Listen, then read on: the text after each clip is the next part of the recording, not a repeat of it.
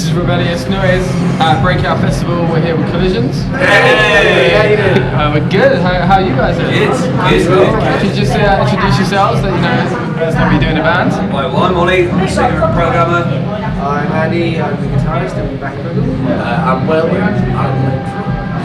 I'm Kanye West and I do stuff. Cool. So first of all, I want to start off. You guys are hometown guys, right? Yeah. So how was today for you? That was wicked.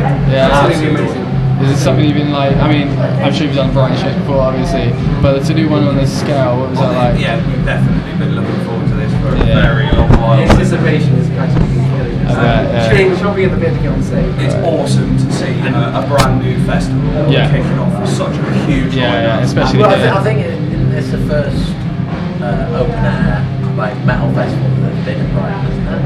For a while. So this is the kind of thing you guys would have wanted when you were younger. Yeah, exactly.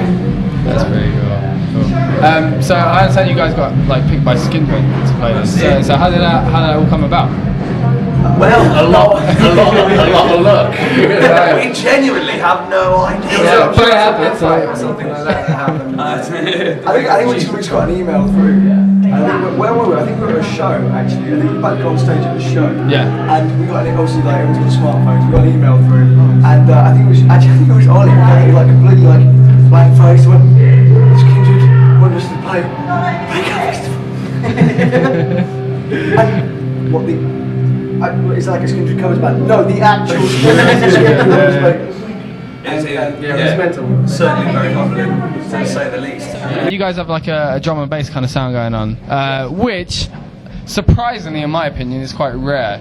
I think it's kind of a sound that should be like surely someone should have been doing this before. I mean, I know there's a few other bands out there, but I think at a local level, I think maybe it is kind of rare. There's not that many bands doing it, but if you look more sort of internationally, maybe if you kind of wind your sort of time span, it really isn't that rare. Right, yeah. There are a lot of bands who are combining heavy guitars with drum and bass and that kind of dance music. I mean, look at the Prodigy, they've always had a live guitar player. You go from Prodigy, Pitch Shifter, Mordred. Exactly. You go back as like Sensor. I mean, Mordred were doing Mordred were the first Snapper as well as an Ultra Violence. So exactly. So I mean, maybe it's like as rock fans, maybe it's always a little bit new because it's never. It's not the entire scene, is what I mean. You know, it's not. There's always it different. doesn't have a name, really. You know, so there's always different angles you can kind of take it from, especially with this kind of metal fusion kind of crossover, and it's leaving the slate open for you to just try whatever the hell you want, which is particularly what we're finding exciting about it. Is just using the technology and whatever that's in front of us now to really go outside of the box. Right, get the most, That's it. I mean, another thing about your sound is like vocally, you sound very English, which is kind of a breath of fresh air, you know? I mean, I know some bands, it just ends up being that way that they sound American.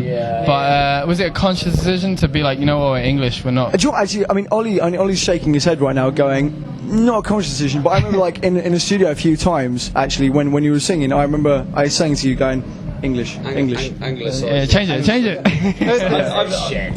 When forming my voice, I used a lot of sort of American singers. And to get used to, I guess. Same with like Tom Jones. I mean, no one realised he was Welsh. He was Welsh until like sort of halfway through his career, because he'd been influenced by American singers, and that's the twang that you get. But I did think it was important, especially in the sort of rappier, fast-paced stuff. It was important to. I mean, speaking of rappier type music, Happy, you guys went on a tour with those guys. How was that? We had Idiom earlier, who we first encountered on a Happy tour as well, actually.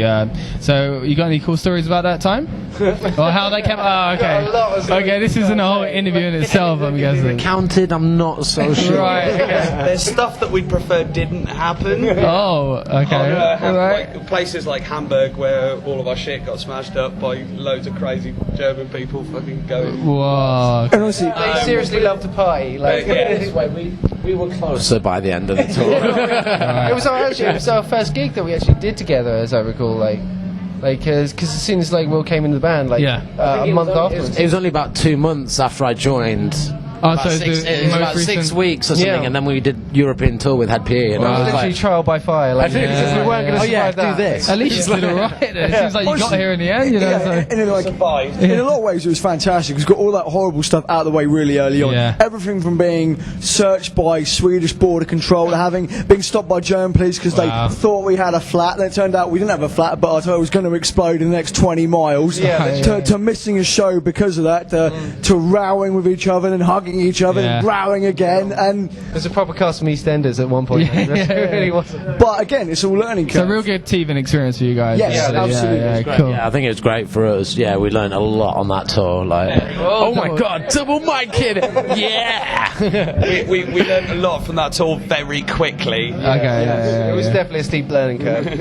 cool. And the final thing, guys. So this is what we asked everyone: if you could replace yourselves, so you or yourselves, with someone else in your position, who would you do? Alive or dead, legend or your mate's band, whoever it may be. Who would you pick and why? I guess? Well, I think we'd all pick a better guitar player. Oh, look what I did! I said something hurtful. This is why we say you have to pick for yourself. And an actual musician to play fucking bass. Yeah, no, we'd both do that. We'd definitely do Probably get like maybe a Roland T38 actually replaced Ron. Maybe just a bulk of samples from the 50s or something like that. To be honest, I don't think any of us would like to be in a band with anyone else. We have like we don't always like each other, but Well, I mean, Yes, for that's it. yourself. So for yourself. So you even if you break it down to one show. So if You can't make it this tonight. is a film or something like that. Earlier today. Yeah, someone to stand in. Yeah. You know. If this was like like a film, like a documentary kind of thing. Who but would like, stand in just for even one night? If, Yeah. alright, if you can't pitch a little, leave it being in the band, at least for one night. I'd get Spud to step in for me playing drums. You just move over. I would. I mean, I Just pay to watch that. because I've seen him tapping it. He can pretty much do it. So no matter what, Spud's staying in the band. I mean, I can tap it, but I can't play it. I mean, Well, you're gonna have to learn. So that's, you know, like that's an anthem for my life, really. Alright. Tap along. So you're sorted. You're sorted. So who else? I'll be on drums. I'm on Right, drums, obviously. Yeah. But who's gonna take your original place? No one can replace me. Technically, I'm so accomplished. Right. There are no musicians who could possibly play what I do. I guess he's gonna do both in. Yeah. So. He's back. So, Too long out the line. do you want to do two roles at once then? Yeah? Sorry? Should we settle for you doing two roles at once? Okay. Bass and drums. bass and drums. I would be the drum and bass in Collisions. There we go. Drum and bass right here. Alright, so we've got the Drum and bass. drum and bass. Hello. Alright. So, what about you guys? I would probably go with someone like Maynard James Keenan. As would I. Alright. Yeah, yeah. Perfect circle. Cool. Away. Bloody love him. Keep it over there. It's like ping pong going on over here. I can't imagine a Collisions without Andy in it. I don't think that could happen. Gonna have to be. No, I don't. You're gonna have to be. No. So, other than Spud, it gets double duty. You No, know. I don't. I can't see it. I can't see no. Not even like Tony Curtis coming in and like just picking up the bass or like guitar or something. Oh yeah, no, him there. Alright, Okay, yeah, him. Yeah, get him. Alright, so let's say this is Yeah, replacement Collisions. Your final picks. I'm Spud doing both. Oh yeah, I'll do both. Obviously. Yeah. Multitasking. What about the drummer? Like, He's doing both. Come on, move on. huh? Oh, okay, fair enough. Kerry King, obviously. Kerry King. Kerry King. Obviously, Kerry King. Yeah. And Maynard Maynard James. James Keenan. There we go. Maynard James That was Keenan. simple. So that's the new Collisions if these guys don't make it. Alright, cool. Managed by Tony Curtis. Wow. Alright, cool. Thanks for everything, guys. Cheers, man. Cool.